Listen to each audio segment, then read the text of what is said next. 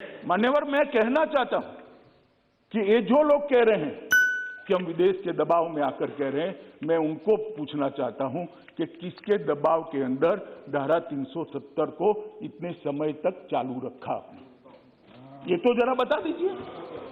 किसका दबाव था? कौन प्रेशराइज करता था? अभी किसी ने कह दिया बड़े बड़े साहित्यिक शब्दों के साथ कि शासन का जनता से वादा था, एक एग्रीमेंट था।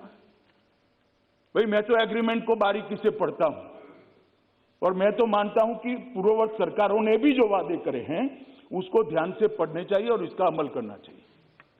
370 के बारे में कहा गया कि 370 और 35 से वो देश की सरकार का जम्मू कश्मीर की जनता से एग्रीमेंट था।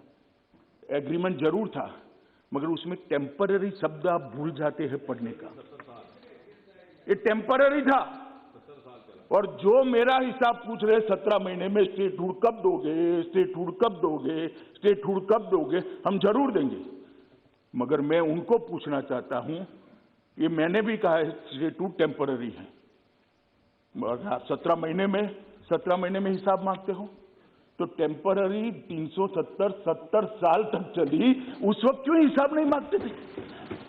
एक टेम्पररी प्रोविजन कब तक टेम्पररी रहेगा? टेम्पररी प्रोविजन को क्यों उखाड़ नहीं देते हैं? क्यों कोई पूछता नहीं था? क्योंकि वोट बैंक की राजनीति करनी थी। ये सरकार वोट बैंक की राजनीति से नहीं चलती।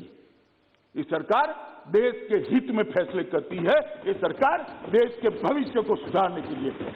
हम आएंगे जाएंगे, लोकतंत्र है, जीतेंगे हारेंगे, इसको ध्यान में रखकर देश के भविष्य को ताक पर हम नहीं रख सकते, न हम रखना चाहते। ये आपकी पॉलिसी है, आपको मुबारक हो।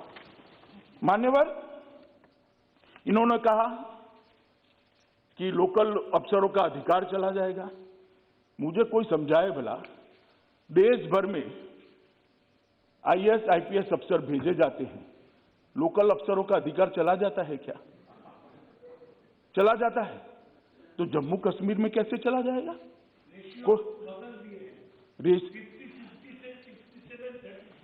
दादा आप ज्यादा पढ़ नहीं सकते, अब मैं समझ रहा हूं। देश भर में यही रेशियो है। आपके बंगाल में भी है। क्यों अलग रखना? कश्मीर देश का हिस्सा नहीं है? कश्मीर देश का हिस्सा नहीं है क्या? क्यों अलग रखना? और क्या कश्मीरी युवा को देश की ऑल इंडिया कैडर में आने का अधिकार नहीं है? अगर स्कूलों में पढ़ाते, स्कूल जला न दिए गए होते, मदरसों के अंदर बच्चों को जाने के लिए मजबूर न करते, तो कश्मीर के बच्चे भी आज आईएएस और आईपीएस अफसर बने होते। स्कूल किसके टाइम में जल गए? और मेरा हिसाब ले रहे हैं, मुझसे हिसाब मांग रहे हैं, कितने लोग मर गए, ये हो गया वो हो गया। मनीष भाई, कांग्रेस का शासन याद करो क्या होता था। हजारों लोग मारे जाते थे, सालों तक कर्फ्यू रहता था। और परिस्थिति का आंकड़ों के आधार पर जरा आकलन करो। मैं इसमें जाना नहीं चाहता, क्योंकि तू मैं होती है। कश्मीर में शांति बहुत बड़ी चीज है, और जो अशांति का समय था उसको मैं याद भी करना नहीं चाहता। भगवान करे कभी ऐसी अशांति वहां न हो, और नहीं होगी, क्योंकि अब हमारा शासन। मान्यवर, मसूदी साहब कहते हैं कि 80% जगह पर डायरेक्ट रिक्रूट रखें। तो भाई, डायरेक्ट रिक्रूट पर क्यों भरोसा नहीं? देश के हर राज्य की स्थिति है मान्यवर कि डायरेक्ट रिक्रूट अफसर होते हैं। इसका एक प्रो रेटा है। प्रमोशन होता है जब लोकल अफसरों का, तो वो भी जगह लेते हैं। और ये देश का, पूरे देश का एडमिनिस्ट्रेटिव इंफ्रास्ट्रक्चर इसी आधार पर बना है। अब जम्मू कश्मीर के अंदर चीफ पॉपुलैरिटी के लिए ये कहना कि 80% अफसर बाहर के, कोई बाहर का नहीं है, सभी भारत माता की संतान है, इसी भारत में जन्मे। बाहर का क्या होता है? ये नई पैटर्न और नई फैशन विकसित करिए। बाहर का है। दादा, आपको नहीं कह रहा मैं। मान्यवर, एक गलत रास्ता है। इस रास्ते पर देश में भलाई नहीं होगी। मसूदी साहब कह रहे हैं कि आपने बोडोलैंड को ये दे दिया, मणिपुर को ये दे दिया, कश्मीर को क्यों नहीं?